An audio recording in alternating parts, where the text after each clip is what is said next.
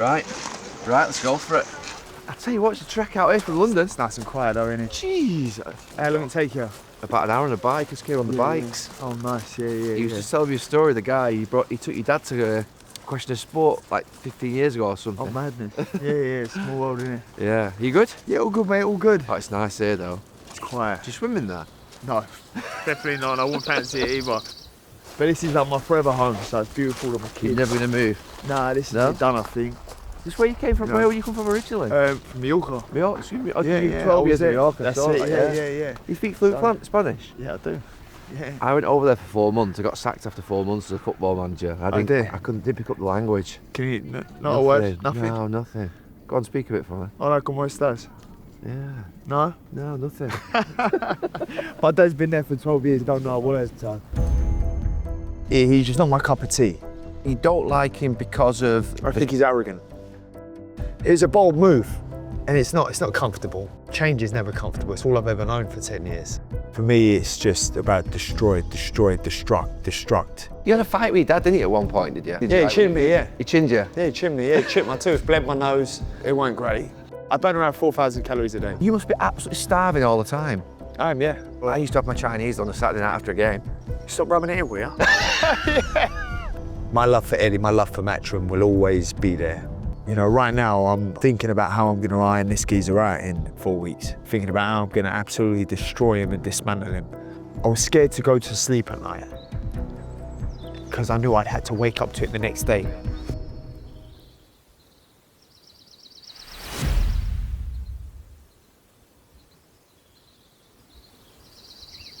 For me, my upbringing in Spain was very abnormal. Yeah. But it was very normal for me. Yeah. Do you know what I mean? Because it was like the life I lived over there. Looking back now, you go, what a blessed upbringing I had. Yeah. But to me, it was just my norm, my reality. Yeah. I went to a school of about 30 kids. What, in the whole school? Yeah, very religious school. Right. Christian school. Right. Yeah, so my upbringing. Religious in what way? Going to like sort of... It was like just heavy on repentance and fear and yeah, it's religion. You know, power control. Was that what you wanted to go there, or your dad wanted you to go? I know, it was just a strong Christian school. Obviously, the way the world is, Yeah. you know, my parents just wanted me to be ground rooted in faith. Yeah. Which obviously I am now. I'm a Yeah. man of faith, a man of God. But it was very strict school. Yeah. Very strict school. It taught me well, discipline. Did you resent your mum and dad for it at the time, or a little bit on?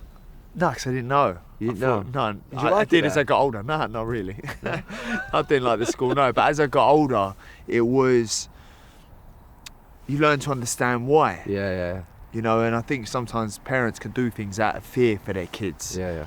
and project that on them a little bit, rather than letting them find their own way and trusting God that they're going to be okay. Yeah. Do you know what I mean? So, but it was strict, yeah. But it's made Strict me in now. what way? Like just discipline and sort of timekeeping, or? All of it. I had detentions almost every day. Do you know what I mean? For Or maybe it was just me. Just like, What's getting into trouble then? no, not fighting or nothing like No. that. No, just like silly things, like, you know, forgetting. Could be like forgetting your knife and fork at home, for not wanting Okay. to finish your food, for not putting a sticker on something, you know. So it was Spanish speaking or English? Spanish, both. Both. But I learned Spanish from my friends. Right. So, but the discipline taught me well. Yeah. I didn't realise that the discipline that was then has made me now be the disciplined athlete I am now. Because I was you think about it. Who was taking my car? It was hell, wasn't it? To be fair, but obviously I've been watching the last few fights. You look fit as like fucking. There's one thing about me in my career, you'll never get a half-hearted performance. Win, lose or draw. Yeah. It's like, But even the first one against you, it was brutal. Do you know what it was? I was just angry. Yeah. He got in my head. Well done to him. Yeah. Do you know what I mean? He done what he needed to do. He used his tactics well. Yeah. He used his experience. would get in your head, Yeah, though. got in my head. Yeah. And he probably still would now. Yeah. But it was, for me, just there was a lot of anger in there. Yeah. And I could. The anger from what the build up or the whole It was thing. the whole thing. I don't know Yeah. if you know. I don't know. was a part. Yeah, I don't know if you followed the whole. I did. Yeah, it was like. You won't believe it. So back in 1993, is the second fight at Old Trafford 93? Yeah. So Yes. I'm at the fight. Yeah. Okay. Yeah, I'm at the fight. How was it? So I was in the director's box, and there was a bit. I should have got closer. I should have been ringside, but obviously it was a draw. And I think it was. Who won that? Your dad won. But you know something, I was there. It's the first first fight I'd ever been to. It was at Old Trafford. Yeah. Oh, was the first one you went to as well? Yeah, it was massive. It's obviously massive. But going back to the school stuff, the discipline and stuff. Yeah. That's the one thing that I think. The only thing I admire most, I mean, to fair, you have to admire every boxer that goes through everything that they go through, because compared to our sport, it's just different. But the idea that your dad's done what he's done, and for you to retain that hunger, I think, do you see that as your greatest achievement? Because it must be hard. You've grown up, obviously, with probably more than most. Yeah. You've not grown up in the sort of circumstances your dad has, and you've still retained that hunger. That's incredible, that, to be able to maintain I didn't maintain it. I didn't ask for it. It was all something that I just was born with. I can't give you a reason as to why. I think my dad made it very clear to me as a kid, and it's something I'm working on now. I've got my own kids. Yeah. It's the life you're living now is because of me. Yeah. When you're old enough, you got to go and get it yourself. There was How would you do that now with your kids? Yeah, I would struggle, because I want my kids to have everything, the best of everything the world offers them. You know, whereas my dad didn't. My dad again was a disciplinarian. He was very firm. He was very strict. But he was firmer with me and stricter with me than any of the other kids. And I never knew why. And I sit down and I go, this is what I needed it. I needed the harsh love. Yeah. I needed the disciplinarian. I needed the, you're 5 minutes late. Do you get it now from him still or not? No, he's soft now. He's soft now. In 2 fights, looking at you both, you look like you're just like best mates. You look like so happy together in each other's company. It weren't always like that. No? It weren't always like that, no. It was really bad from about 14 to 18. Like, just not great. What reason? Yeah, my dad, when you're becoming a man, and then you have your dad, who's a disciplinarian, shows you no love, is very strict with you, very harsh with you. Yeah. You sort of then go, well, do you actually even love me? Yeah. And it was a real big thing for me as I was getting older, and then I got in trouble one time at 18. I got in trouble, rebelled heavily. The house, just being young. And he said, and I thought, I'm going home now. I thought, I'm really in trouble now. This is like the time when you know, I deserve to be in trouble and I deserve to be punished. Yeah. He went, son, I love you and we're going to get through this together. And then it just boom. Changed. Almost overnight. Yeah. I was like, oh, you do love me. And then ever since then, he's my hero. Yeah. And I can get it. I look at him and I understand it all now. But it's only when you come of age you then learn to understand. And it's a shame it's always almost too late, because I'd moved to come to England at that time, and it was like, oh man, I wish I knew this when I was younger. I wouldn't have wasted all them years trying to rebel against my dad. Yeah. Do you know what I mean? And now we are where we are, and it's like, no, he loves me, man. And what is he doing with you now? Now, he's here on Tuesday. He comes over like, he comes over 4 times a year, 4 times a year, stays for a few months. Drives me and my missus mad. Drives my missus more mad than me, but I love all the chaos. Does he stay in the house with you? He stays in the main house, yeah. Oh, okay. So yeah, he stays in the main house, and she can deal with him then. But he's, you know, when my dad's just being there, he is a reminder to me of who I am, whose son I am, what genes I have in me. And it fills me with confidence, my dad just being there. He ain't got to do nothing. He ain't got to say nothing. Just him being there reminds me of whose son I am. You're so proud of him, aren't you? It's unbelievable, eh? Yeah, I'm extremely, because he's my dad. He's like, how many kids can say, yeah, their dad's like the top G? Like, he's the OG. You know, not many. Just, when I see your dad, I mean, everyone loves your dad. Everyone always has loved your dad. And that's, I think, the difference in coming up to those last 2 fights. You've got 2 very different families, haven't you? One that, to be fair, Nigel Benn was almost like admired, loved, almost like a sort of someone in the country that was just loved by everybody and adored. But obviously, you know, Chris Eubank Sr, very different, almost Marmite. Yeah. Is that where the anger comes from? That sort of with the 2 families? I mean, it's really hard to say, and I don't want to be disrespectful, but I don't really like the son. He's just not my cup of tea. You know when you just don't like something?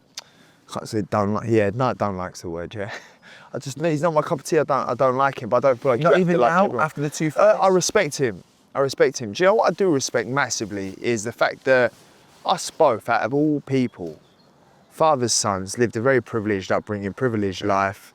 Not wanting for nothing throughout my whole life, to be honest. Can still show to the world, irrelevant of what your background is, irrelevant of what your sphere is, where you come from, what your background is, you can still do whatever you want to do. And if you're passionate about it, you can still achieve it, no matter what sphere, no matter what world, no matter what industry, no matter what setbacks, disadvantages, you can do that. Yeah. You know, because you say come from a privileged upbringing, raised in Spain for 12 years, raised in a heavily home of faith, not wanted for nothing, you know. Parents didn't work, went to private school, still fight like that. Yeah. Because I'm passionate about it. I love fighting. When you say you don't like him, you don't like him because of... I think he's arrogant. Is the arrogance a show No. that before a fight, or is the arrogance you think what he is? No, he's definitely arrogant, yeah. Is that in football? So let's take Cristiano Ronaldo, or I'm trying to think of other players who you'd almost say like a good arrogance is a confidence. You know, is he that? No, it's arrogant. It's arrogant. It's not like, yeah, cool, like, I'm the nuts, like I'm good. And you're still kind to people. Yeah. You still give time to people, and you're still with arrogance, with confidence, you can still be humble or display some sort of humility. Yeah. I'm not talking through pictures on Instagram. I'm talking about as a person and core values. You know, you can still think you're the nuts and also still be humble at the same time. Yeah. When the conversation went, is that a conversation went? Oh yeah, you know, I'm going back to Vegas. Oh Chris, yeah, what are you doing in Vegas, mate? Life, my friend, life, doing life. Oh, cheers for the chat, mate. When was this? This was just before as the fight was getting arranged, just before The first one or the second first one, the first Yeah. one. And it was in Brighton, and it was just like, well, why you got to be like that? Like, why have you, just have a conversation, mate. Oh yeah, no, I'm going here for this, you know, training's good, the weather's nice over there, blah, blah. No, not life, my friend, life. Oh, cheers, mate. But you seem to demonstrate some level of respect for each other at the end of both fights, really. I respect him because we don't have to do what we do as well as we do, and our reasons why many wouldn't. You know, we don't have to do this. You know, yeah, we live a good life. Yeah, we You don't have to do it, because I mean, it feels to me when I watch you that you have to do it in the sense that...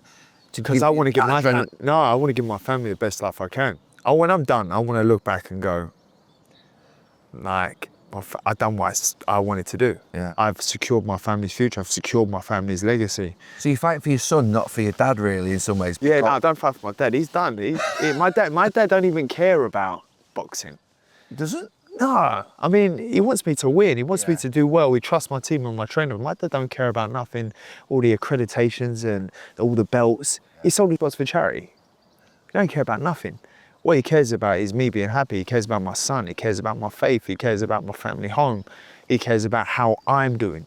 How are you doing, son? Does he love you boxing? Yeah, my mum hates it. My mum hates. She can't wait till Just I'm done. because of the risk? I mean, I don't really look at the risk because Obviously, your mum would look at the risk, though. So. I don't even think so. I think the frame of mind you have to go to and the sort of person you have to be, you can't be at peace all the time. Yeah. You know, right now I'm dieting, heavy dieting, thinking about how I'm going to iron this geezer out in 4 weeks. Thinking about how I'm going to absolutely destroy him and dismantle him. You know, and I can be standing having a civilised conversation with you, and in the back of my head, I can't wait to shoot this geezer. Get out of range. But so it's like a conflict with who I think I am and who I have to be to win. Yeah. Do you know what I mean? I feel like I'm going through like this transition where I'm sort of really...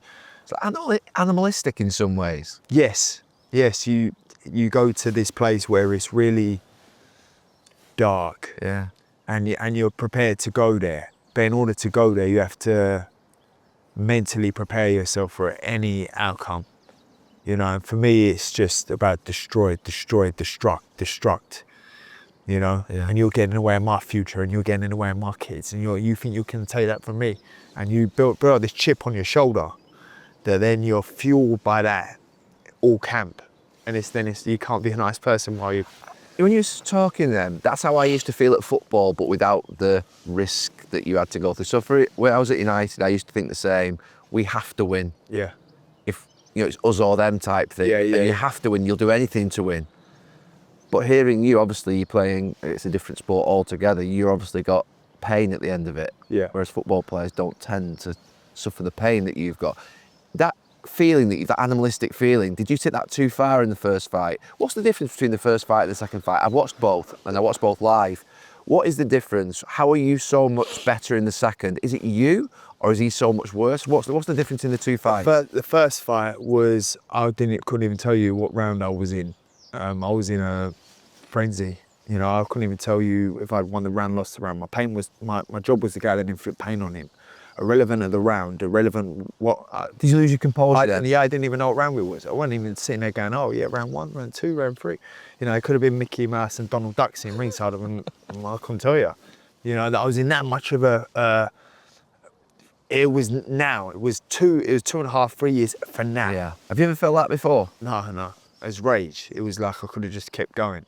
You know, and You did keep going. I did, yeah, but it took me to a place that, you know, I pray, you know, my son never has to go to, or no one has to go to where had to go to for that fight, you know, because it was a dark place to be, not just the fight, but the camp. Yeah. In what way? What's that first camp like? I look back at the pictures and it's like, I don't recognise myself.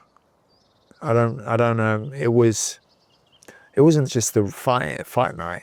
It wasn't the fight night, it was the camp, it was the pressure, it was the stress, it was the anxiety. I was just coming through my case. Yeah. So I was still battling depression. I was still battling anxiety. I was battling, and I don't throw them words around lightly, because I can imagine that. I mean, it was, you're 2 years out, and you get in, to be fair, he's playing on that as well, isn't it? I needed the fight. Yeah. Legal bills. I fought the case for all the way to the end. What were the legal bills on that? I think it was 1.1 million. On the legal bills fighting it? Legal case, on my case. 1.1 million. Now, how do you tell? Do you pay that? Of course I did. I paid every single penny of that on my own. Every single penny. You know, so how do you tell a 25-year-old who's just about to, he's just about to go, boom, slap with that £1 million weight. I ain't got, how do you prepare for that? You know, how do you prepare for not fighting? You break your arm, your hands, you're back in 6 months. Yeah. You know, you break your jaw, you're back in 4 months. How do you expect to not fight for 2.5 years and then pay the legal bills, but fight it because you're so adamant and your family believe in you? I've got a kid, got a son, and then I had a daughter on the way. Yeah. So, and I'm sitting there and I'm going, okay, now I've won this case and I'm done. I'm completely exonerated, cleared of that. I've now just gone straight, boom, as soon as that's done, straight into the big mega fight. I wasn't ready. What is the depression for you? Depression. What does it feel like? Yeah, for you, what was it? I couldn't. The depression was shame. But in terms of what was it doing to you, in terms of, you know, not be able to get up in the morning? I couldn't get up. I would go to sleep crying, and I couldn't wake up in the morning. It's bad, because it just takes me back there. Yeah. Do you know what I mean? It's mental. It's mental. I'm standing there now in my house and my kids, and I'm like living a blessed life. But for how bad it was, I couldn't even wake up in the morning. You get emotional, aren't you? Yeah, because it's real. Yeah. It's real, and it happens. Did you get help? Yeah, of course I had therapy all the time. I had prayers. I felt like my prayers had let me down. I didn't understand. Sorry. Listen. It's real.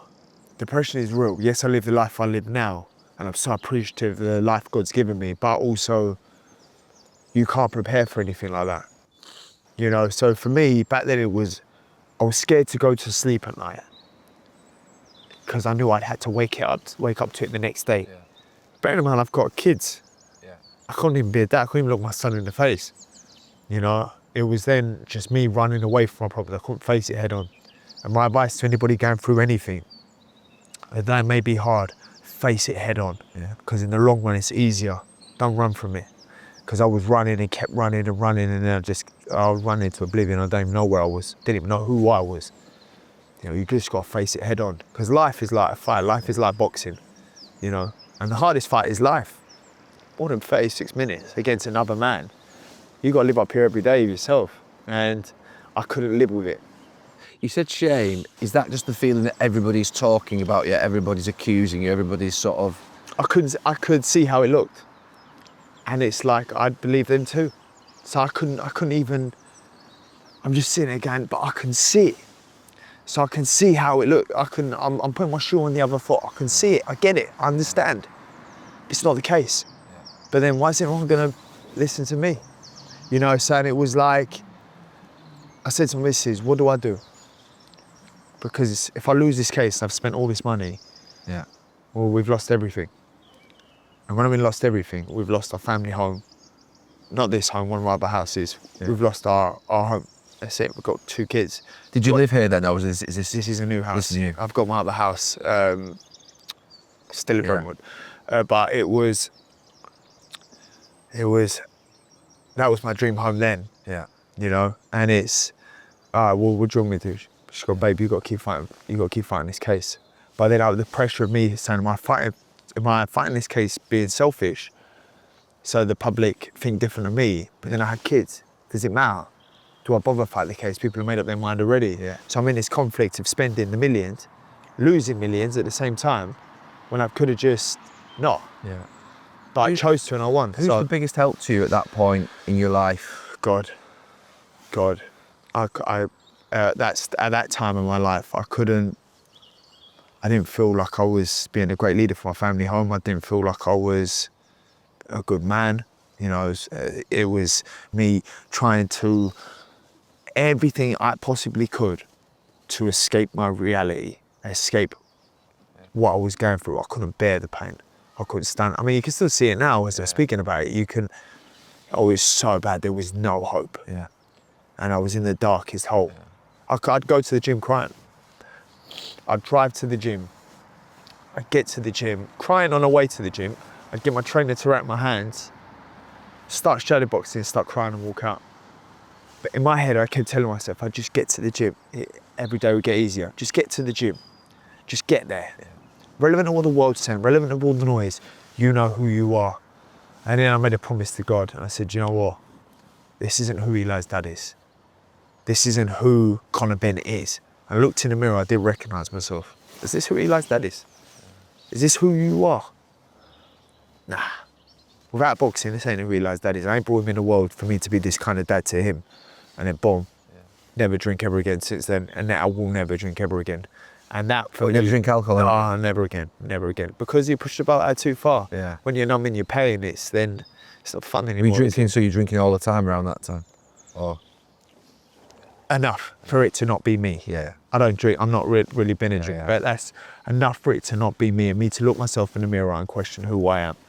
And ever since then, I've won the case, and God's blessed me in abundance with more than I can ever imagine. You must be absolutely starving all the time. Yeah. It was just rage and anger and hate. If he watches this, he's going to come for you again and he want that third fight. I'll beat him again. Because I'm smarter.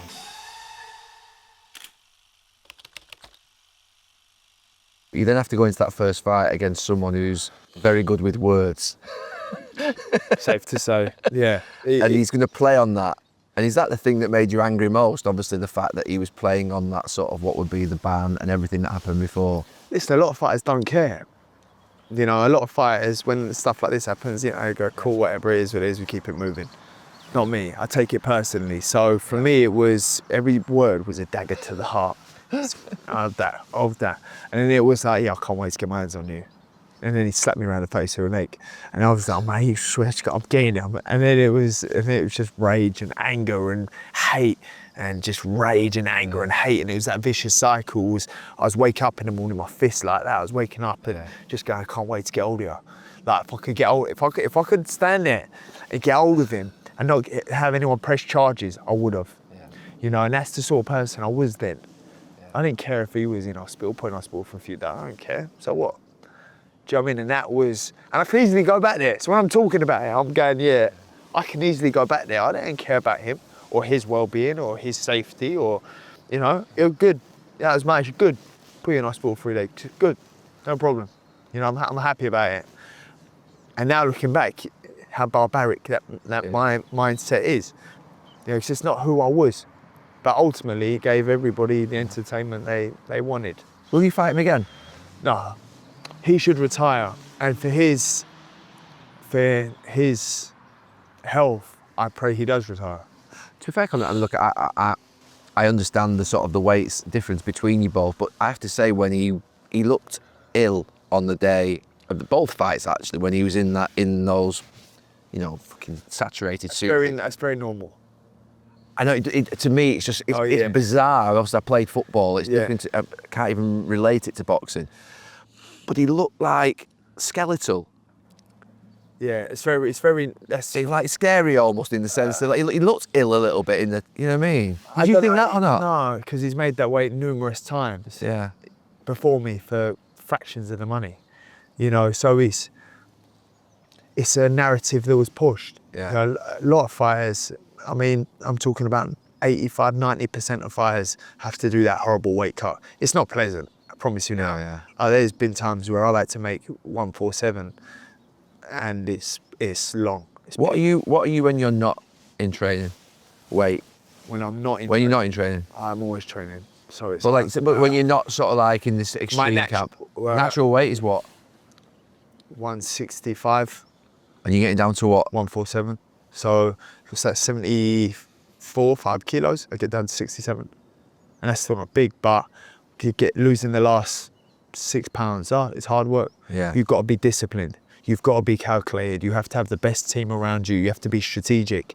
You know, I have a chef. I have a nutritionist. I have an S&C coach, assistant coach, and that's just on the performance side of things. You know, so and they help me monitor, get my weight down as healthy and safely as possible. And what are you on? What are you now? 4 weeks out. I can't really say. Yeah. Is that giving too much away? Yeah. Is that like a secret? Yeah, I can't really say, but I've still got to do a weight cut.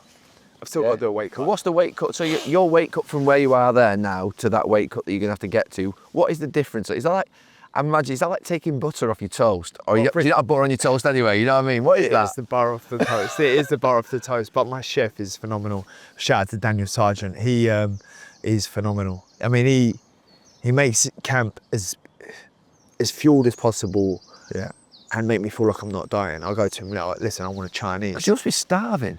I'm hungry now, yeah. Because if you train like you train. I burn around 4,000 calories a day. That's what I'm saying. You must be absolutely starving all the time.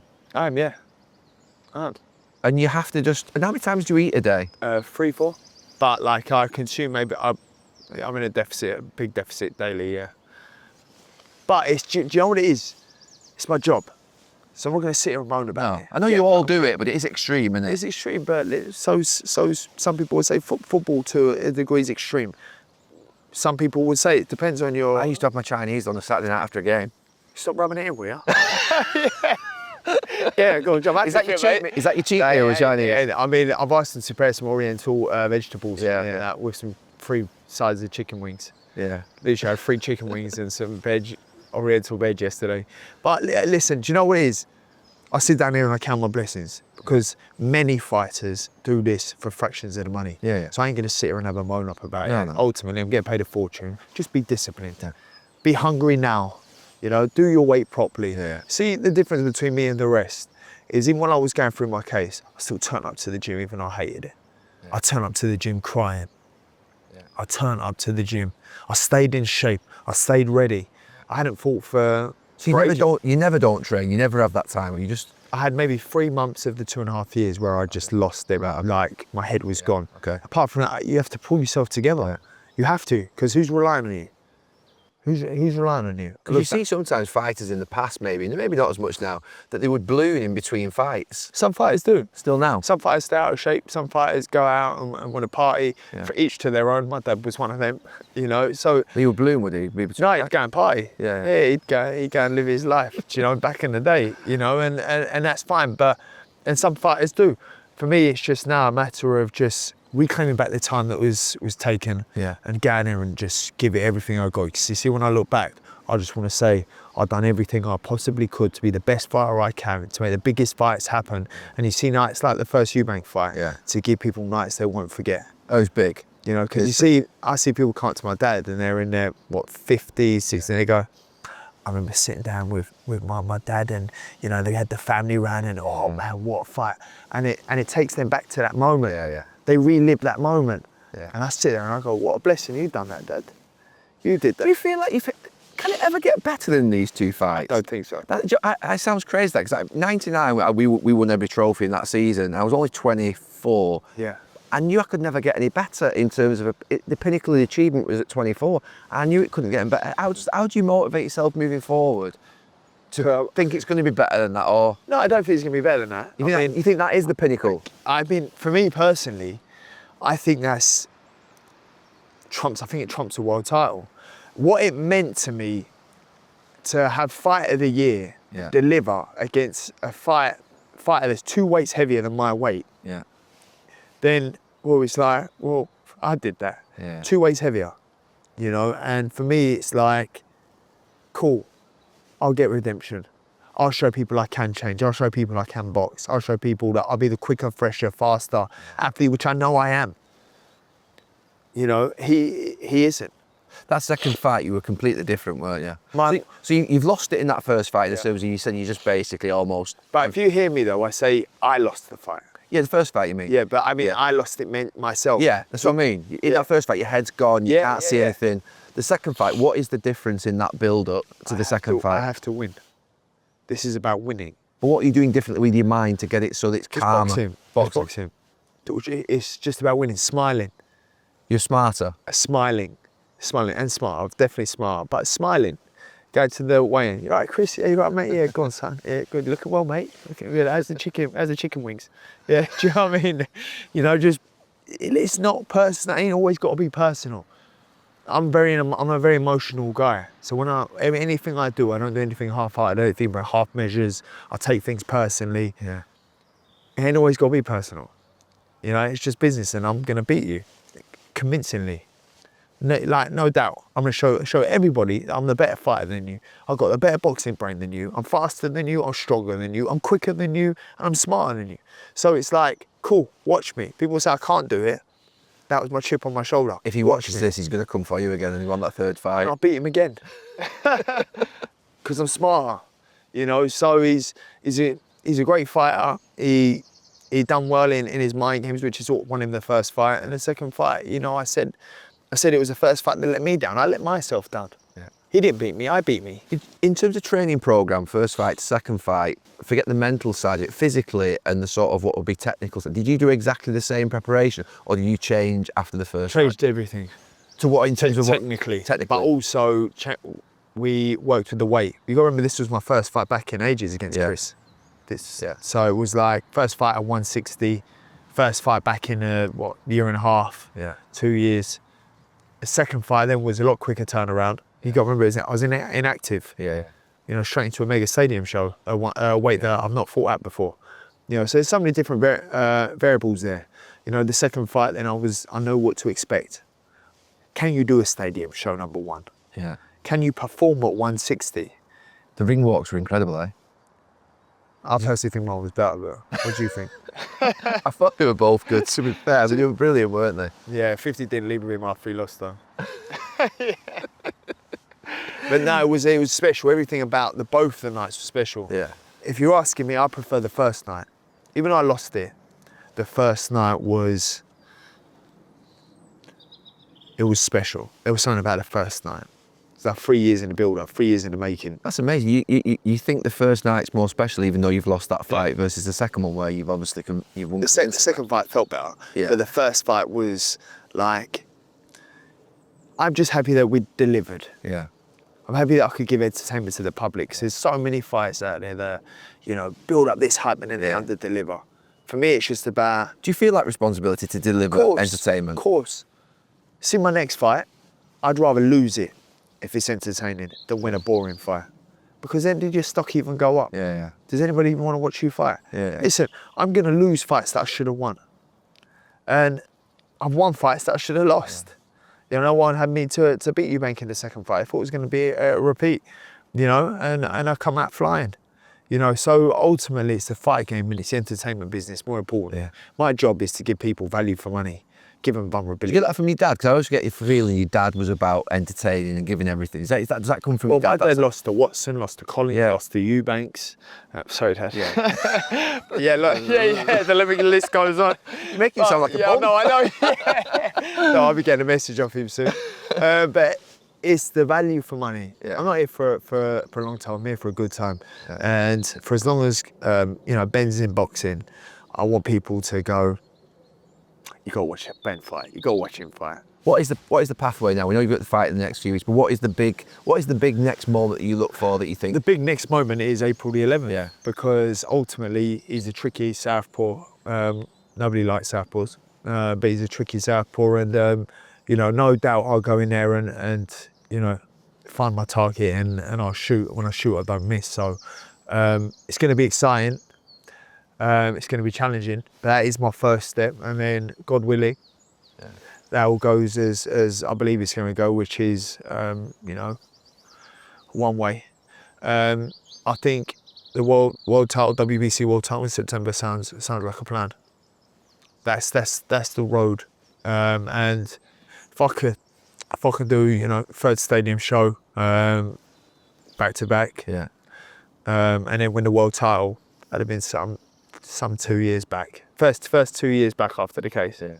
Pretty phenomenal. That was amazing. That's fucking no messing around. Yeah, straight into it. Straight in. I'm going to be mentally fatigued for training now. Yeah.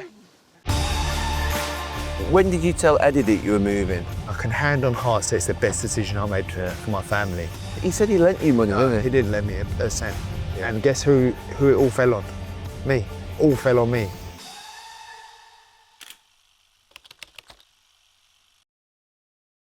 So having spoken to like Anthony Joshua, Tyson Fury, they've all talked about the business of boxing, the risk of it, the short-term nature of the career, and it's the same with football. You have to make the money while you can. You've obviously made a big move in the last couple of months. Just take us back to the start of that and how this originated, where you end up leaving Matchroom Boxing. I wouldn't like to use the word leaving, because Matchroom for me have been a heavy part of my career. They are the foundation of who Conor Benn is today.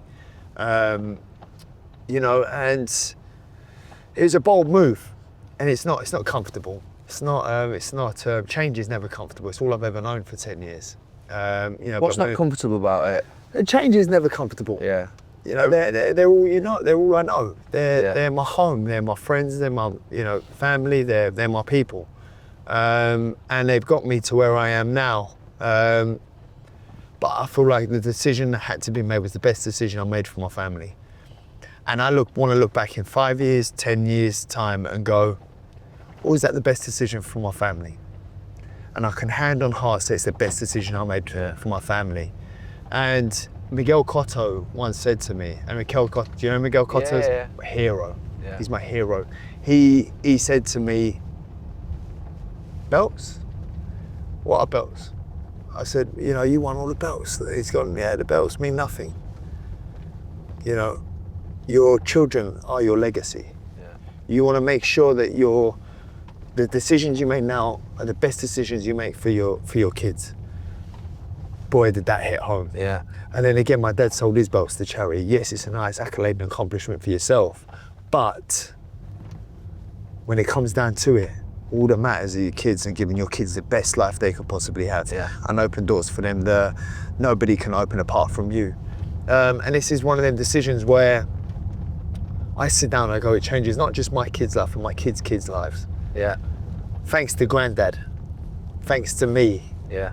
And then it's my son's turn to change his kid's life. Yeah. For me, that's that. I can't. My kids and you can't. There's nothing I would not be willing to do. Yeah. For the interests of my kids and my family over anybody. I will never choose my kids over anybody else over my kids. Yeah, look, if I was looking at it sort of like a little bit, like from a footballer's perspective, and I always try and think of it, a player's been at, say, Manchester United, or let's say a player's been at West Ham, the club that you support.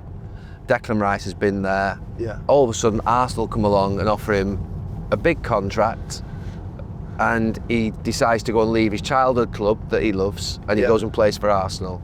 And in football, most people accept that you're going to want to better yourself, you're going to want a better contract, you're going to want to play for a bigger club.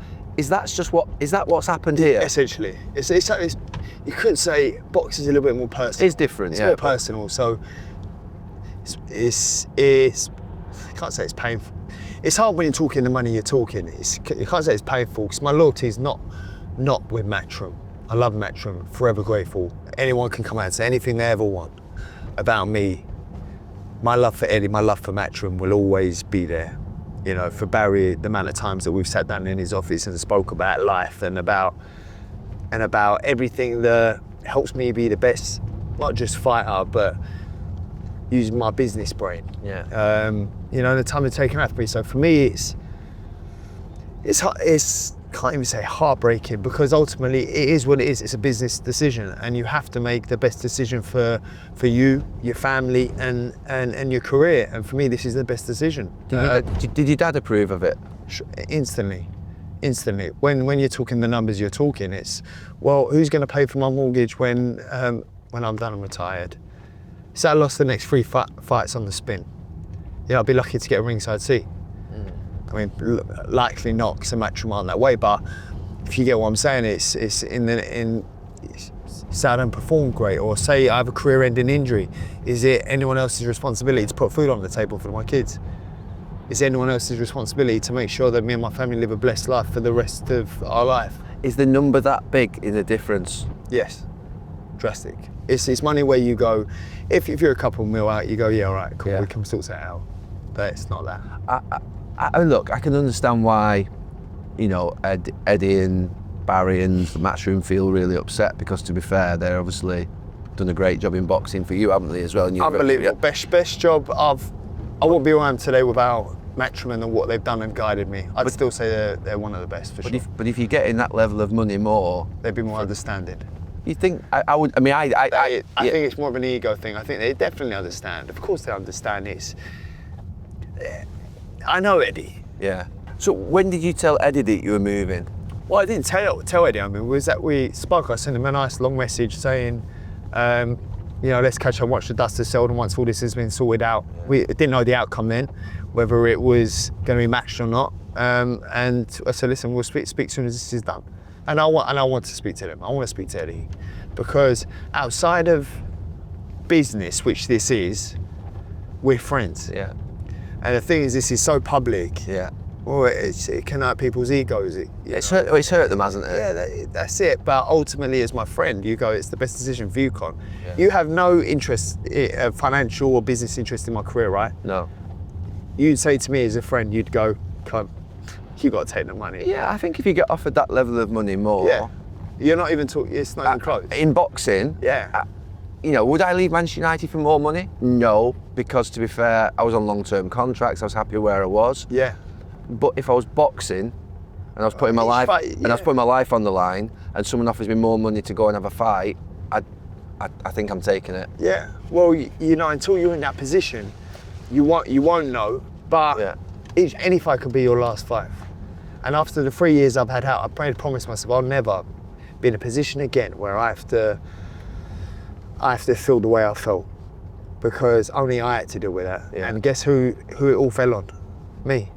It all fell on me. No one paid my legal bills. Nobody. He said he lent you money, No, didn't he he? didn't lend me a cent. I paid the legal bills 100% myself. Yeah. You know, so for me, that's, well, no one paid my legal bills. No one called up and checked to see if I got food on the table. I had to do that myself. Yeah. And that's a big part of the reason as to why no one's gonna defend you. No one's gonna have your back when you're done and forgotten about. You have to look after yourself and your family. Yeah. You know, and that 3 years taught me Yeah. what I know now. It's a short career. Yeah, and that taught me what I know now. Yeah. No one's there to cover me or my family. I am. What's your first conversation with Zuffa look like? So who picks the phone up to you? It was a quick turnaround. It was it was a quick turnaround. And you'll is it a one deal? One fight deal. So what happens after that? I'm a free agent. So you can go. What happens then? Well, I'm a free agent, exactly. Can you do your own, or do you I just? could do my own. I could have got Stay back with with Matchroom. I could go stay with Zuffa. You know, so it was very short-sighted, the approach. Right. Is it normal to have a one-fight deal? No, but obviously the big noise that it made was worth the one-fight deal. Yeah. Get me the biggest fights. Yeah. That for me is a priority. Give me the world title. It sounds smart to me in some ways that you're in control of your own destiny. So if you win this fight, which you're really confident of doing, Yeah. you then have a Well, then I'm position. in a position. Someone you can to just then go with the leverage. next best offer. Yeah. Does that mean Matchroom come back to the table potentially or not? Do you think they will? I don't think they will, would they? With what Eddie said, I don't think it feels like he's going to come back to the table. It's not a matter of whether they. I mean, will they? I know DAZN probably will. Yeah. But will I? Yeah. So I've had nothing bad to say. No. As my friend, you go to me, Conor, you should really, that's good for you and your family. Yeah. And Dana White, you spoke to him? I have, yeah. Good guy. Very good guy. Oh, he's going to make a big move into boxing. It's a big player. He wants to make a big move into boxing. He has the backing, he has the network, he has, the partners to do so. And just the Saudi Arabian influence, how's that sit? I mean, I know that it's a big influence in the last 3-4 years. Influence, yeah. And is that behind? Obviously, that behind Zuffa, or are they? I believe it's behind Zuffa. They're behind Zuffa. I think they want to take over boxing as well. You think they've been in boxing now for 4 or 5 years, and this is part of that move, basically. They want to take over boxing for sure. Do you like the business of boxing? Do I like the business of boxing? That's one thing when I spoke to the other fighters. Yeah. We're a little bit. It's a bit murky. It's very the murky. Promoters, the sort of taking who's getting the money, where's it all going? Murky. It's very murky. It's very murky because there's been things that have gone on in my career, and you sit there and you go, that leaves a bad taste in your mouth. Yeah, just me. I always think I hate middlemen, to be fair, full stop. But just I respect that they do a great job and they need to be in every sport and look after athletes. But I don't like them in the sense. I always like to know where the money's going. I don't mind people getting money. Get full disclosure of the money. I always like to know where the money's going. And if you're fighting against Chris Eubank Jr. at Tottenham, do you know the exact business plan for that event, or do you just get your purse and that's it? You agree your purse, and then it's depending on whether the fight gets made, whether they can match what you want or not. Okay. But then it's sort of like, well, if you're happy with what you're getting, then that's it then. And that's it. So whatever happens on top, there's extra pay-per-view purchases that just goes. Me personally, as a fighter, I like guarantee. I like guaranteed. And you know what you get. Because pay-per-view ain't what it used to be. Yeah. So, everyone has fire sticks now. Everyone has this. Everyone has that. Everyone downloads or streams. So for me, guarantee up front's always a better way. Some people like to take the gamble and take the risk. Up for the, I know what I'm getting. How does boxing change to make it more comfortable for young fighters? Not about you now, because obviously you're at the very top, but about the young fighters that come into the game, and how do they get looked after? Good team. It's so important. Lawyer. Because the manager and lawyer can sort of roll into one. Just a good lawyer. So have you always had your own lawyer away from Matchroom? I've had my team isn't a Matchroom. It's not a Matchroom team? No. So your trainer, your accountant, your lawyer? No, they're all my accountant, my lawyer, manager. They're in boxing. Okay. But I wouldn't say they're like Matchroom. Okay. My trainer is. So what do Matchroom and what does Zuffa do? Is it Zuffa? Zuffa. What do they do for you? They just bring you the money for the fight, and that's they go to the broadcaster and get them and say this is the max amount. Okay. The max amount. Yeah. They take their cut off of that. Yeah. And then tell me they try and negotiate me down. Yeah. So what do you get the same money for both fights against Chris Eubank Jr? Similar, yeah. And actually, this fight won't have the same level of interest, and nowhere near the same level of interest, obviously. No. And a weight that I'm comfortable at. Yeah. I haven't fought this weight for 3 years. Has it made you feel a bit uncomfortable, the publicity in the last couple of months around, because you've been questioned, obviously there's been a bit of a war between the two promoters, between Dana White and Eddie. I love to see it. I love it. Yeah. Oh, my reels on Instagram. I can't get enough of it. I'm like, give me more of that shit. You know what I mean? Because football managers come out and say quite mundane things. And football club owners, boring. And you get these boxing promoters. You're all fucking mad, you lot. No, I know. I love to see it. But ultimately, would you be bothered? I mean, I sit down and go, it's been worse. I mean, it's not even bad. I'm sitting here going, hold on a minute. How many fighters would love to be in my position? Yeah. What am I moaning about? What? I mean, social media is the minority. Yeah. It is a minority. Anywhere I go, it's always loved. Talk to me about Zuffa in terms of the influence now they're having you on the build-up to I'm this very, fight. very, very excited. I mean, they're backing me heavily, which is nice. And more importantly, make the biggest fights for the public. Yeah. And that's all I care about, is giving people value for money, the biggest commercial fights out there. I'm not here for a long time, I'm here for a good time. So, you know, however that looks, however that comes, I want to be remembered to be in the most exciting fights there is. Are we going to see you in that world title fight in September? I'm going to get that world title in September, no doubt. You had a fight with your dad, didn't you, at one point, did you? Yeah, he chinned me, yeah. He chinned you? Yeah, he chinned me, yeah, chipped my tooth, bled my nose. Yeah, it was, he hit me with a right hand. It weren't great. If I'm asking for it, well then it's going to give it to me then, isn't it?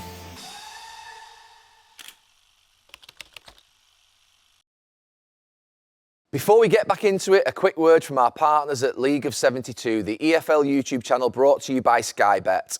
If you're into the real stories across the Championship, League One and League Two, this is well worth checking out. League of 72 links up creators with EFL clubs, players and managers to bring you proper behind-the-scenes access, matchday experiences and brilliant football stories from all over the country.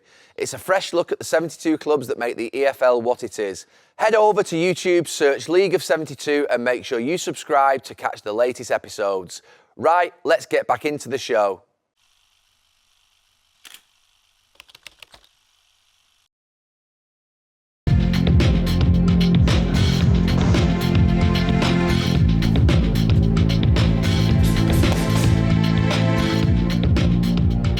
Yeah, Dean. It was the first day, wasn't it? Very first day. But I couldn't believe it. It's the wonkiest nose I've ever seen since mine. Your fucking nose is worse than mine. Why is it great? Why does my nose do It's supposed to make you feel good before sparring, not worse. It's always felt good for that. I'm honest, listen, must be a half decent boxer if I've got a nice straight nose. Yeah, well, not anymore. He's fucking sorted that out for you. Very first day. Nah, but do you know what though? I said to him when he turned up, it's sparring, like anything happens in sparring. I've been hit, I've been pinged in sparring. By light people, by heavy, it's combat. Yeah. But when I've done his nose in and he's turned up to the gym on the Wednesday, I've looked at him, but I'm going, I didn't recognise him. I'm thinking, that ain't him. And he's going like this. I'm going, what is this getting? And then I've gone, oh my God, mate, I broke your nose. I always have the big Squidward. I could actually feel it sitting in Tony's car. I could feel it throbbing. I could feel my cheeks getting higher and higher. But you're okay to go in there now and do 8 rounds? Mate, he was in on the Wednesday, so I've done that on the Monday. He was back in the gym on the Wednesday. You're not fucking right, you lot. No, he's not. You're not right. You're not right. You're not fucking... Speak for himself. Go home, have a relax, just chill out. Yeah, it's not normal. And I couldn't praise him enough. I've got to say to him, it ain't about being tough or about it, but the fact that he's turned up to help me, give me a helping hand. Unbelievable. People wouldn't. No. Most fighters, I promise someone like that gets tough in there. Even after the spar on the Monday, they get hit and they feel their nose. They go, they start looking for ways out. They look further. They look for the it's a bit sore in the elbow. Well, fair dues to you, mate. I've got an admiration for you, honestly. He's been giving it to me every day since. Brilliant. All right, you coming up? Hey, I'll come up, yeah. This is like my little private section bit. Yeah. Oh, nice. This is my assistant coach. How are you? Nice to see you, okay? Nice to meet you. Yeah, nice to see you. Rahan, content creator. Met him, yeah. No. Your description. Forensics. There's Forensics? Yeah, he's got all the white gloves and all that. Ah. Yeah, and a head coach, Tony Sinners. Is he good? This is my 28th year training both this year. Yeah, so Are you looking fit, huh? yeah, I'm doing the half marathon next Are Saturday. you? Yeah, I'm doing the boys on Saturday night, and then I'm doing the Brentford marathon. Wow. Yeah, so I still keep it simple, shape. How fit does Conor look there? Well, he is in good shape. The good thing is, like, obviously, when he fought Chris, he was up at middleweight. He's had to drop him back down to two weights again, but he's done it really well. I was a little bit worried because what he had on him, he had muscle on him. Yeah. He didn't have fat on him when he went up, so to like take muscle off him, which Dan's been a lot involved in that. These are fuckers, aren't they? Yeah, it's a bind. These are fuckers, aren't they? Oh, he has me doing that assault bike before sparring. Yeah. You see this sparring, you want to make sparring as hard as possible. Yeah. He'll jump in there fresh. I'll have done 2 assaults, 15 minutes skipping, 4-round shadow. I've already done the workout before I get in there. But then come fight week or the week before fight week, when you haven't got all these other attributes that you got to focus on, and you jump in there fresh, you feel phenomenal. You fly it. You want to make sparring as hard as So you're possible. overworking basically. Yeah. And then, To make that as hard as possible. So come fight night, it's what's 12 rounds. I've been doing 4-minute rounds with 30 seconds rest. In fact, done 30 minutes straight the other day. Doing that today. boxing. 30-minute boxing straight. Yeah. He'll do that today. So that makes a minute in between rounds feel easy. The whole job is to make this as hard as possible. Yeah. So come fight night, it feels effortless.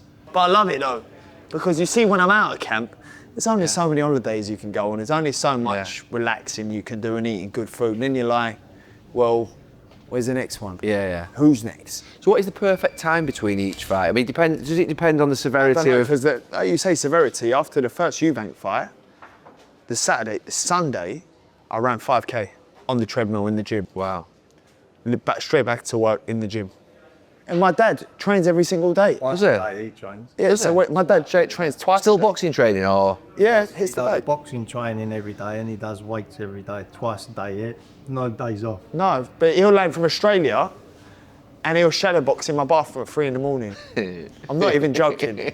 I'm going, Dad, what are you doing, mate? You're waking me up. You had a fight with your dad, didn't you, at one point, did you? What When you were sort of younger. You What kind of fight? What, gloves, no gloves? No, you had a fight though with him at one point in the ring, did you? Yeah, he chinned me, yeah. He chinned you? Yeah, he chinned me, yeah. Chipped my tooth, bled my nose.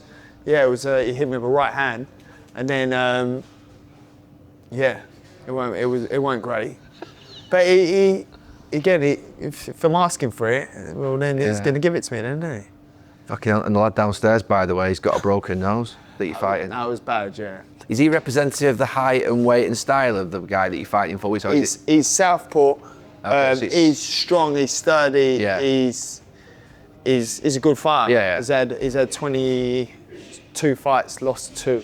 He's fighting next Saturday, he said. Oh, he's fighting next. Yeah, he's next fighting. Saturday. Yeah, he's fighting next Saturday. Yeah, so he's in shape. He's in perfect shape. He don't fucking look like he's in perfect shape to me, to be fair. He looks about like, that? he looks like he's in fucking awful shape. He's come in the gym and he's gone, yeah, your nose is bent, mate. That's the first guy I've ever met, his nose is more bent than mine. Yeah. Do you, when you break your nose a lot as a defender, do you when you go for a header? Yeah. And they go to flick it on, you head the back of the head and you break your nose, that's where I'm at. Yeah. You just have a nose like that. Have you had it fixed? I had it fixed when I was 24 and then it just went again. So like a lot of the centre backs. Made it worse to get Yeah, it because fixed. you're with the signage thing where you have the straighten and Can you stuff. breathe? No, so I have the, yeah. do you know the brief strips? I wear them at night in bed. Yeah, so I struggle breathing when I lay down. Because of the, your nose, broken. yeah. You can't not break your nose, can you? I mean, has a boxer ever been through their career without a broken nose? And I broke my nose once. I know when I broke my Okay. nose as well. And I was sparring a journeyman. Okay. And he hit me with an uppercut. I've never felt anything like it on my face. My eyes just went No good, watery is it? and my nose, I couldn't breathe. Yeah. About when you had your jaw broken as well. Oh yeah, that was great. Who did your jaw? Who? Who did your A jaw? guy called Ahara. Well, John Ryder started, it gave me a hairline fracture. And I kept getting this pain in my jaw. It's making me want to go. Yeah, I kept getting this pain, this sharp pain. Anyways, then I've left the pain because I thought, well, I'll just carry on. And then a few weeks later, I We went to Portugal. went to Portugal. All the places. He's hit me with a punch, and I've gone and I flinched, and I never flinch. Yeah. Like I don't flinch. And then I've carried on again, and he went bang again, and then the jaw just snapped off, broke it. Once I fractured it the other. How do you fix a broken jaw? Just reset it like almost like. They Stick stick plate in there. Yeah, plate here, Okay. plate there. They Right. stitched the inside of my mouth. Wow. Yeah. It was Weird, worse. because my daughter had a jaw problem a few weeks before that, so I knew this geezer was good because he operated on her jaw. The So. worst one, yeah, when you broke your jaw, sneezing. Oh yeah, or eating steak. Yeah, I did. What's the worst injury you can get for a boxer? I've torn my tendon twice in my This hand. in your. No, it's past me knuckle. See that there, the ligament there? Yeah. I ripped it all down the side, so that was hanging over here. So if that goes, that's a bad one. Well, no, I've had that happen Yeah. twice. What's the worst injury you can get? Would be a brain one. Right? Would be a brain. Yeah. I mean, that's the worst. Eye injury is another bad one. I mean, thank God, I've not really had any severe injuries. Yeah. You know, I've torn my tendon in my hand, repairable in. If you break something, it's repairable in lumps. Yeah. I'm not really concerned. Is that just a sponge? It's a washing up sponge, yeah. So you put to train, you put a washing up sponge in. to just protect the knuckles. I would have thought it would have been a It's bit more mad, science. though, isn't it? When you think about it, I would have thought like 2026. You've got a fucking sports scientist, and you've got my nan's sponge fucking in your hand. I thought you'd had something like this made perfectly to mould into your. That is so true. Oh, well, I like a To be honest, they do the job well. It's only for protecting. Yeah, No, they just keep me humble in here. yeah. Got my hand sponge. But it is good though, like all my sparring equipment over there, that's all like... Are they bigger gloves when you spar it? Bigger gloves, Yeah, yeah, so a lot the- bigger.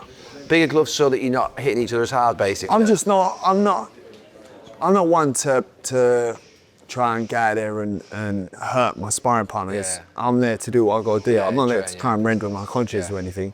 You know, so for me, sometimes I work on speed, I'll have the light gloves in, I've sparred in 18s, 16s, 14s. Yeah. You know, Okay. always hit the bag. What's he wearing? What will he be wearing? The one you were sparring against this morning? 16, they're 16s or 4 years. The hand wraps are very important. Yeah. You know, it's very, very important. If the watch, you have someone in your camp go into the other sort of dressing room. Is that does that still go on? Are people trying to game? Not trying. People try to game it, are they? Do, people can wrap hands illegally, can't they? In what way do too much on? Or? I can't, it's a lot of ways, but not right now. It's like nobody's gonna do it these days because of the control. But you can usually, when the wraps get wet and then they dry again, they become so hard. Okay. What people used to do back in the days, when you do the padding for the knuckles instead of the sponge, you gotta do a padding with the gauze. Yeah. Then, if you put it wet and then you let it dry outside. So they would make it wet, then make Yeah. it dry, and then it a bit heavier. And What they do sometimes is if the guy who is inspecting the wraps is all over the place, they'll show you one and they change it for the hard one, and they put it there. But It's like concrete. yeah, it's like it's bad. so obviously you watch the wrap, and then they put the gloves on, and then are they not allowed to take? What happens if they're not allowed to take the gloves off though? Well, they get Once signed you by go the in, board, they- that's it, done. Oh, okay. Your goal is to never go in there. I mean, I've seen the pain my dad's gone through with the fight with McClellan. Yeah. You know, where it's damaged, where it's like you don't want to, your goal is to never permanently hurt anybody. No. You know, and although you may want to knock somebody out and hurt Yeah. them and win in devastating fashion, it's not, you never really want to, Yeah. you don't want to be that guy. It's not Have you ever been in a fight where you thought the referee should have stopped it, and you can see it's not being stopped? Has that ever happened to you? Or? No, because I stop it for them. So I don't. I'll go in there, and if the ref hasn't called it, Yeah. you know, I'm not sitting there. You got one shot. Yeah. Because you see so many fighters who could close the show, and They wait, go, and then- then they go back on their jab, Yeah. and then they lose the fight. Yeah. If you see an opportunity, if I see a split second off an opportunity to make sure you don't get back up Yeah. for the remainder of this fight, I'm going to take it. Yeah. Split second, I'm going to take it. Yeah. You know, and I've seen fighters lose fights because they don't want to. Yeah. They don't do that. Sounds so barbaric, doesn't it? Yeah. See, I know, I'm not even. From the chat earlier. And you're such a nice guy. No, it's quite funny because when you say it out loud, it can sound really barbaric, but I'm actually not like that. No, That's but you the are. conflict. That's the conflict. Yeah, That's it's you the- or him, though, isn't it? It's, yeah. That's what I was talking about to you earlier. Yeah. Because if you talk to me on a normal day, I'm nothing like that. Yeah. Now sometimes it blows my mind that I can wire myself like that. Yeah. And then I go to then just being, look, feel that. Yeah. But it's the wrist, can't really move it's just firm. Does that not? Is that like that's obviously a whoop, is it? Or is it? Yeah. Would that not damage someone if you hit them with that? Is like, yeah. Max heart rate go up to around 209 on a regular basis in sparring now. And then my recovery is almost instant, Right. to zone 1 to zone 2 within a minute. It's pretty insane. What run are you doing now? Sprint work, beach sprints. In the morning, you're doing. When you're running in this camp now, what have you been running? Most days we've done the Most variations. days. We do track sessions, Yeah. beach sessions, we do Yeah. step sessions, all drive a slightly different physiology, but yeah, Conor 800s, dominates. 400s, 200s. Yeah, horrible. We used to do 200s and 400s, they're horrible. Yeah, And what are you doing 200s in? What's he running 200s in? did 300s the other day, which We is did 8 300s, 2 seconds. So 45 seconds rest, 30 seconds. we did one on Tuesday, Gary. So 4 minutes work at 90 to 95% of max heart rate. So he's getting comfortable where you feel under, Yeah. dominating that red zone and staying there 4 minutes. In what? In the ring or That was on running? the treadmill. Yeah, on the that was on the treadmill. treadmill, What's the treadmill at? The treadmill was at, you 17. pushed it on the last one. Oh yeah, but Anywhere between 17 to 20 Yeah. over the, how many did we do? 4 minutes on, On a a, slight break. on a gradient? Yeah, slight. 17 to 20 for 4 minutes, he's going some, yeah. Get to that zone. Yeah. You know. But that's based on like a Norwegian study. It's called 4x4, so that improves VO2 max, the Right. max amount of oxygen. So you do the 4 minutes, 1 minute rest, 4 minutes, 1 minute rest? 2 minutes rest. 2 minutes rest, Yeah. okay. Yeah, that's brutal. Yeah. Wow. I love it, man. Supremely fit. But then it's also the other factors like the nutrition. Yeah. So performing under fatigue, performing when you're in a calorie deficit. Yeah. Then also the mental strength and resilience you need to know this and to know why you had a bad day. And it's just like the whole thing. Do you feel shit sometimes? Do you, as a footballer, sometimes you feel, okay, I don't feel like it. Flat, Yeah, yeah. just, We're gonna. We had the moment on Monday, and what we do, going back to the data, you made me laugh about the sponges, but we do look at a lot of data, is we then look at, okay, what occurred prior to that could have led to a slight drop in performance? And there was a couple of factors that we had in. We have a lot of recovery modalities, maybe one of which, which one was a little bit for too long the year prior. okay. We look at all of those. We can't be definitive. I asked him before about the fitness, the training camp between the first fight and the second fight against Eubank. What he said they were different, technically different. Yeah. What was the difference from your two perspective? I think there's massive psychological change there. The first fight, he went in there with a big kind of cloud above him, and it was the first time doing a lot of things like the ring walk, like fighting at that weight, fighting at magnitude of that fight. Yeah. Felt like he handled the occasion pretty well, but then in hindsight, we knew that he could handle it better, and he showed that the second time round, and it's complete. We coined the term calm amidst the chaos, like the Zenzu art of war. Conor was calm and executed the game plan that the guys put together to perfection. So And physically, what did you do different from first to second? physically, he was in a great place first. Yeah, Physically, I was in. Similar trainings, yeah. Conor, never leaves a stone unturned. Do you repeat the actual same program? We have a similar, we have similar. We go heavier. We get better. We do get there. We repeat the same program, but we go heavier. But you're obviously improving each time. Yeah, exactly. The fundamental system remains the same, but makes incremental, more than incremental increases each time. Yeah. Yeah, I have to make, whether it be sprints, whether it be S&C numbers, I am always Keep moving it up. Even if it could be 0.5 of a kilo, a kilo. What are you lifting, by the way? Trap bar deadlift. Did it the other day, right? Yeah, 185. No. Kilograms? Yeah. No. Fucking hell, I go to the gym, most mornings, like, deadlift, I've got 40. Fucking on your lower back, it's fucking quite hard to deadlift. But my peak for the last camp was 185, but I was 50. 185, and that's the deadlift. That's it, yeah. So it's this one, it's 185. But I was, ridiculous. that was my peak for the Eubank. Do you bench press? Not heavy, we don't. No? You don't? We bench press. The shoulders a little bit on that one. Okay, So squat? We tend to put, it's a good squat. We do like half squats, just to work with a slightly shorter And what would they be? See up at 160. 160 Slightly shorter range, but 160. Yeah, he did a 185 deadlift from the blocks the other day. But what we look at, Gary, is risk reward. We don't just aim to press box's shoulders with everything being in front of us. It's a problematic area. So we do a lot of dumbbell floor press. Okay. We have certain nuances on the front. So the bench press is that can that a little bit, Yeah. Because as well, if like is it that bit? Yeah. C joint and shoulder, exactly. So we'll mirror that movement with a floor press where the elbows touch the floor. Yeah, but okay. beyond the alignment. Doesn't go beyond. Yeah, I get that. And so just risk reward, Yeah. It's mad that. I mean, I bench press, to be fair, and I feel it there. Yeah. Maybe just slightly reduce the range of motion. Yeah, All dumbbells. Yeah. Fucking 160 squat, 185. That's not right, that. But I love it though. I like. Is that a coffee before you go in? Yeah. Yeah, I used to have a coffee before I played. Or like an espresso. Yeah, espresso, yeah. I used to have like, oh god. I used to have quite I will tell you a funny story for the first camp. You asked the question, difference between first and last camp. First camp, Too many coffees. Honestly, too many coffees. No, legit. joking. Like No, I'm joking. 8 to 9 coffees a day, yeah. Yeah. But what goes up must come down, right? So Yeah, every yeah. time he has a null, he'll go again, and then sleep's compromised. There's this dominoes yeah. effect to every other performance marker. So Since we're talking about sleep, oh yeah, go on. No coffees after 2 o'clock, is it? Or no coffees after 1 o'clock now? Yeah, Or? everyone's different, but like alcohol, everyone has a different tolerance. Yeah. But we may have shifted the coffees to decaf coffees without Conor knowing. Like, Oh, well done. how about that? Yeah. Yeah. Well done. Yeah. There's a trust amongst the team. Sneaky bastard. All they, yeah, exactly. It is.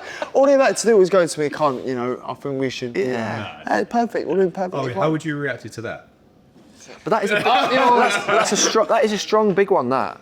As it? That's a big espresso. I mean, it's a big espresso, that. I don't think so. It's a decaf, though, don't worry about it. Cool, did you feel that muscle there? Do you feel that? Cool, you hear the slap on it? It's like slapping bricks. Cool, you can see I'm getting in my zone ready for sparring, can't you? That fucking poor lad with broken nose down there from Glasgow. Yeah, as I said, he's been giving it to me all week. Yeah. No, he's made back now. Oh, he's a good lad, eh?